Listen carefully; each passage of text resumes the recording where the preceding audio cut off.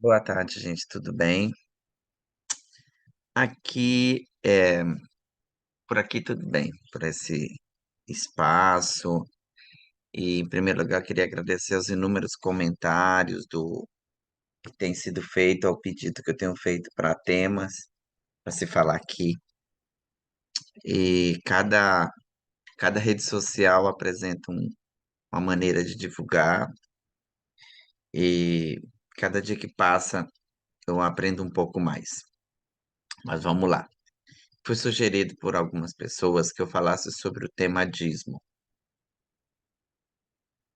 E a gente tem que entender duas coisas. O primeiro, da onde surgiu a palavra dízimo? A palavra dízimo, a sua história, é a 10ª parte. O dízimo é uma doação, oferta para o serviço de Deus desde a antiguidade, que ordenou ao seu povo que desse um décimo de tudo que ganhasse de volta. Esse mandamento ainda está em vigor até hoje. E aí, o que que acontece? Como muitas partes do evangelho são mal interpretadas, reutilizada de maneira imprópria, improcedente, ilegal, suja, imoral, indecente. Vivemos uma sociedade onde as pessoas aproveitam muito do invólucro que o poder, primeiramente, antes de qualquer coisa, usufrui da liberdade que tem, do poder que tem de abusar e deixar de abusar para satisfazer seu bolso, o seu ego ou o seu grupo. O fanatismo, é, ele tem uma diferença muito peculiar com a questão da exploração da dignidade humana, e ele tem uma coisa muito ligada a uma coisa chamada medo, enfim, dízimo, dinheiro. Isso desde a antiguidade, desde das criações das primeiras igrejas cristãs, havia-se uma necessidade de se abrir mão de uma parte do seu ganho para que pudesse o proletariado ou a sobrevivência daqueles que viviam e pregavam a fé. Se pela história, a primeira religião que impôs isso de uma forma muito clara foi o judaísmo, né? Que teria que se manter a sinagoga, não existia o poder do Estado de manter a sinagoga, manter o rabinato e manter tudo aquilo que uma possível sinagoga precisasse utilizar ou precisasse se manter. Mas, durante o trajeto de Jesus Cristo, se for lido, existem várias versões sobre a questão do dízimo, como manter os apóstolos, como pagar o dízimo era uma forma de agradecimento em relação a bênçãos, em relação ao que você teria de bom, uma vida saudável, saúde, um trabalho. Então, o dízimo não era algo que era tido como alguma coisa penduricária de um cheque de 100 mil para a instituição, é uma forma de agradecimento a Deus aquilo que você tem recebido. Essa regra foi estabelecida muito tempo depois por alguns papas e foram colocadas dentro do evangelho, dentro da Bíblia, para que se impusesse a exploração. Nós sabemos que dentro da história, a Igreja Católica, a Igreja de Roma, explorou muito isso, com as guerras, com violência, com abusos. Só que, desde a década de 60 e 50, alguns grupos religiosos, igual que eu frequentei, utilizam dessa ferramenta para enriquecer de forma ilícita, de forma imoral. O dízimo, na verdade, ele seria um, algo para que se pudesse ajudar aquelas pessoas que não estão com condições de se alimentar, condições de se vestir, ajuda social.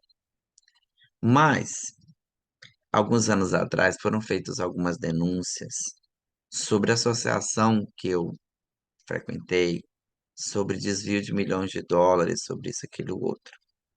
Já se sabe que o que a minha instituição que eu frequentei pregava é uma fraude, porque o líder era um esculacho e tudo que segue vem dele, para mim, não é profeta, não tem nada de evangelho, não tem nada de acolhedor, não tem nada, era uma pessoa sexista, mas isso é outro mérito. Então, veja bem o que que acontece. Quando você impõe de alguma forma para o grupo, as pessoas que convivem, o membresia, os membros em geral, que eles precisam pagar o dízimo, e você impõe isso para eles, você cria uma estagnação. Por quê? Veja bem, é, como é que uma instituição, como várias outras que tem por aí, que tem, criam fazendas, criam hotéis, compram empresas. O dinheiro do dízimo, ele é um dinheiro sagrado para o evangelho, mas é um dinheiro que se torna amaldiçoado a partir do momento em que você escolhe fazer dessa desse formato de exploração. Quando eu ainda frequentava a instituição, é, que a instituição prega que é a verdade, que é a plenitude, que é conhecedora de tudo, a instituição ela não fala exatamente aonde ela emprega o dinheiro que é colocado ali. A instituição já foi denunciada, já teve um ex-membro que denunciou a e teve a liderança foi chamada para dar satisfação e foi perguntado para ele por que que por que que não se tem clareza. Ele falou porque é privado. O que que a gente pode esperar de uma seita que explora jovens, que entra no Brasil na década de 80 e começa a fazer. Então, para a gente não perder o foco do dízimo. Então, vamos lá, o dízimo. Quando você precisa provar que uma pessoa ela é incoerente, imprudente ou imoral, você judicialmente você precisa provar diante da justiça. Mas tem uma coisa no Brasil que é muito clara. Se você quer saber aonde é que eles empregam seu dízimo, você faz o seguinte: você entra no TJ São Paulo, bota o nome da sua associação e você vai ver a quantidade de processos que tem de uso capião, que é a utilização de compra de imóveis, compra de terrenos gigantes, compra de aviões bimotores. Não sei para quê, mas tudo bem, deve ser para satisfazer a liderança. Você vê a compra de apartamentos, mas você não vê, por exemplo, um trabalho social voltado para isso. Não se tem clareza de onde o dinheiro é investido. Não se tem oportunamente uma resposta plausível do que é feito com a administração.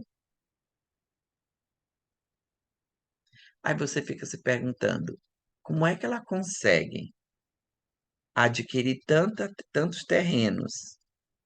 Como é que ela consegue desenvolver? É assim, ela pode ter 10 unidades, 10 capelinhas. Pode ser que essa unidade dela tenha 10 membros. Pode ser que ela tenha 10 membros.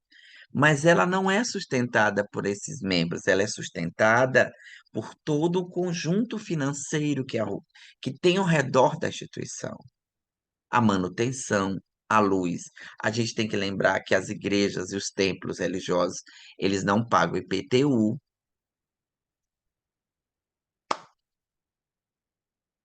Vamos lá. uma capela, não paga IPTU. Ela geralmente só funciona dia de sábado ou domingo, dificilmente durante a semana. Então, ela só funciona sábado, domingo ou uma vez por semana. A energia dela é utilizada de maneira muito baixa. Ela não utiliza água. Então, isso no Brasil é um negócio rentável. Então, o que que acontece? Quando eu estava na liderança, eu percebia que o manual ele dava espaço dentro do site financeiro da instituição, espaços, coisas que as pessoas não sabiam, ajuda social, ajuda para a manutenção,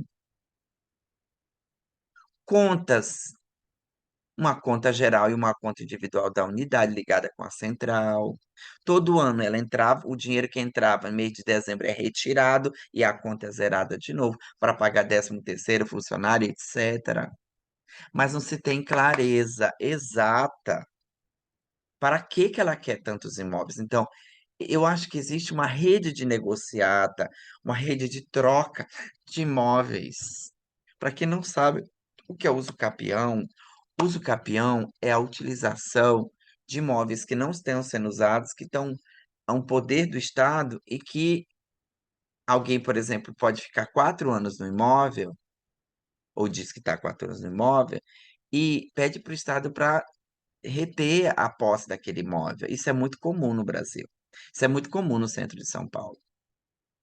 Então, não adianta as pessoas acharem, ou não falarem, ou não disserem, qualquer igreja hoje, ela tem um CNPJ, ela é uma empresa, ela tem conta, ela tem contador, ela tem um advogado, ela tem um grupo de advogados. A Igreja Universal tem um escritório só deles no Rio de Janeiro, eu nem sei se tem mais. Quando eu era aluno de direito, eu via isso. Eu conheci o escritório de advogados da Igreja Universal. A Igreja Universal, ela faz aquele procedimento de vasectomia nos pastores, obrigava. Isso fazia parte do conjunto. Existem metas, não é só ela, é várias. Então, assim, num país pobre, onde as pessoas não sabem se amanhã vão acordar no trabalho delas, financeiramente, então o país está quebrado, a pessoa está desesperada para trabalhar, a pessoa está desesperada para pagar a conta e não tem dinheiro. Primeira coisa que você encontra numa igreja na sua frente. É algo que te dê respostas para que você possa respirar diante de tantos problemas. É o ópio do povo. Boas partes que está ali, não, 99,99% não tem ideia do que rola por trás dos bastidores de uma instituição religiosa. Não é só uma, não, é várias. Mas você, para entrar, você não é avisado das regras. Você não é avisado dos bastidores que tem atrás das cortinas de uma igreja.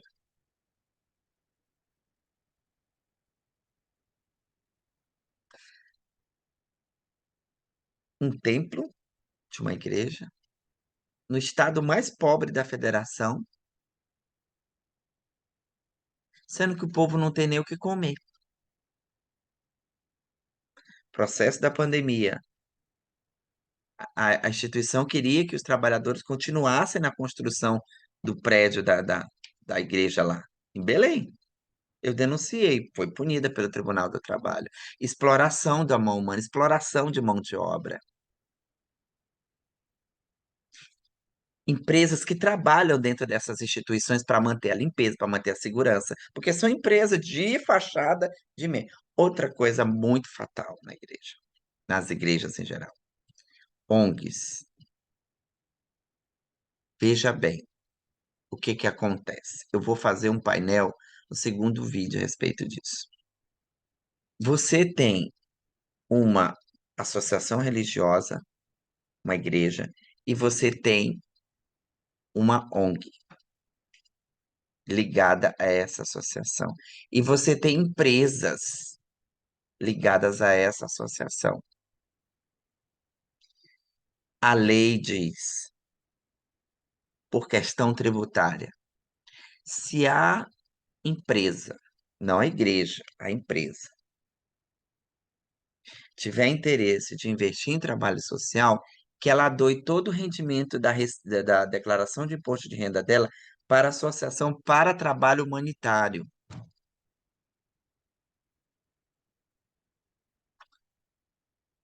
A empresa, que é da igreja. O que que a igreja faz? Essa empresa trabalha para cá e ela vai doar para, para serviços humanitários todo, toda a tributação que tem lá na Receita Federal, que você tem que fazer todo ano quando você tem o CNPJ. Eu pergunto para você, você acha que da igreja para a empresa e essa doação vai entrar para a igreja, vai entrar para o líder ou vai entrar para você? Eu não estou falando nenhuma besteira. Eu estou falando de declaração de imposto de renda. Aí,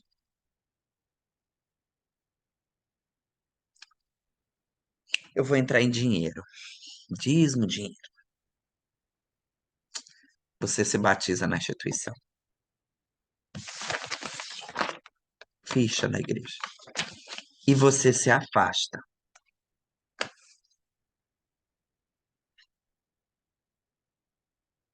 Sabe o que ele vai fazer com sua ficha? Ela vai constar como montante no número de membros, para que esse dinheiro que saiu da empresa, da declaração de imposto de renda, deduzido do imposto de renda, vá para o trabalho social dessas pessoas que são fichas, que são membros inscritos. Se você está inscrito em qualquer instituição, das mais organizadas às piores, eu afirmo para você que você está sendo utilizado para que essa igreja e essa ONG, essa empresa e essa associação aqui lave dinheiro. Lavagem de dinheiro. Clara e nítida diante da lei. Ah, mas eu não sabia disso. Preste atenção nos eventos que a tua associação religiosa. Você acha que a tua associação religiosa, ela faz eventos porque ela faz caridade? Eu vou te dar um dado. Mês de novembro, mês de dezembro. Festividades. Eu vi numa declaração de imposto de renda uma ONG fazer doação para um abrigo de idosos.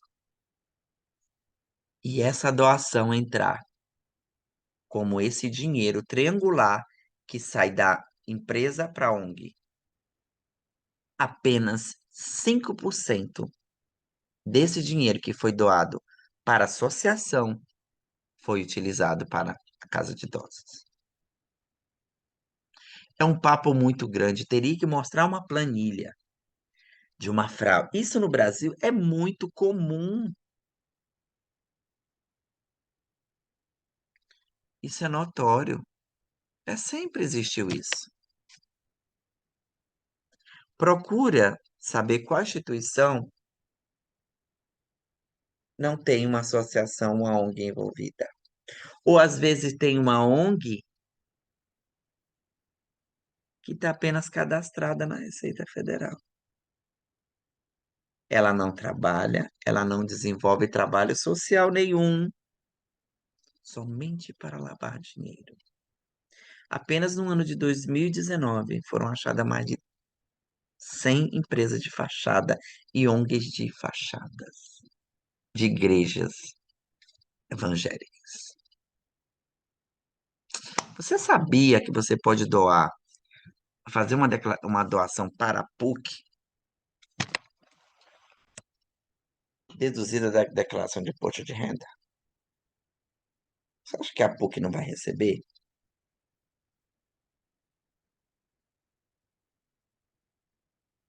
Igreja não paga IPTU. A associação também não. O dinheiro entra limpo para essas ONGs, para esses trabalhos sociais. O teu dízimo é a origem disso. O teu dinheiro. Tem ONGs que financiam o tráfico de armas e de drogas.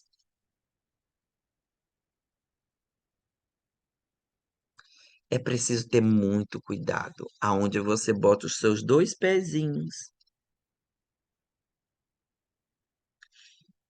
e não acreditar no conto de fadas que é feito da fadinha que diz assim: olha, se arrependa, pague o dízimo.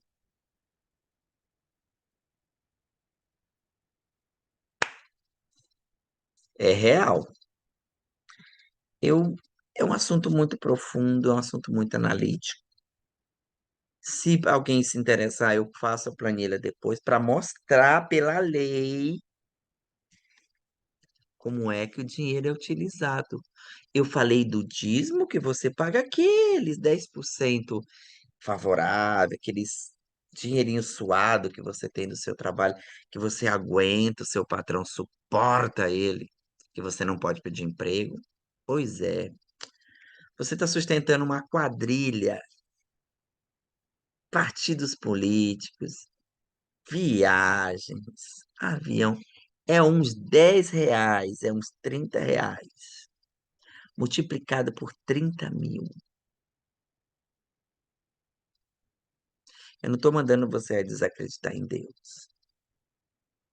Eu acredito em Deus, eu não acredito nos homens. É difícil falar do dízimo quando você não fala de exploração, quando você não fala de compra de fazendas. Líderes religiosos que vivem como Nababo, em apartamentos caríssimos, às suas custas. Sabe onde é que vai parar a tua ficha de membro? Aqui nos Estados Unidos.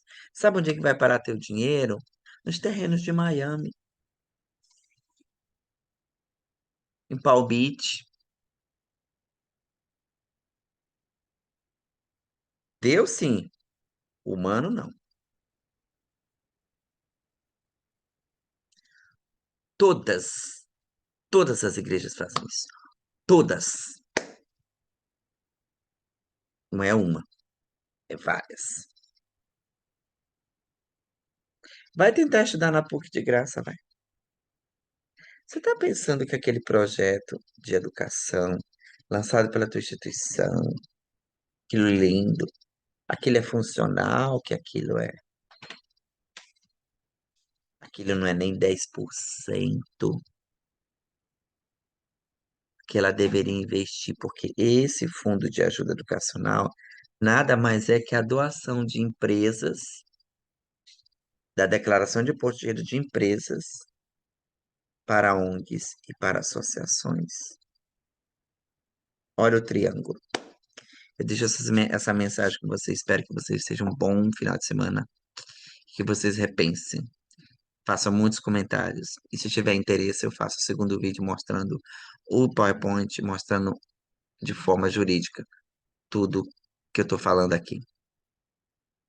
Tiver uma dúvida, vai no Tribunal de Justiça, bote o nome da tua associação. Pega o nome da empresa que você virou escravo para você ver o que ela está fazendo com você e com um monte de gente. Muito obrigado e boa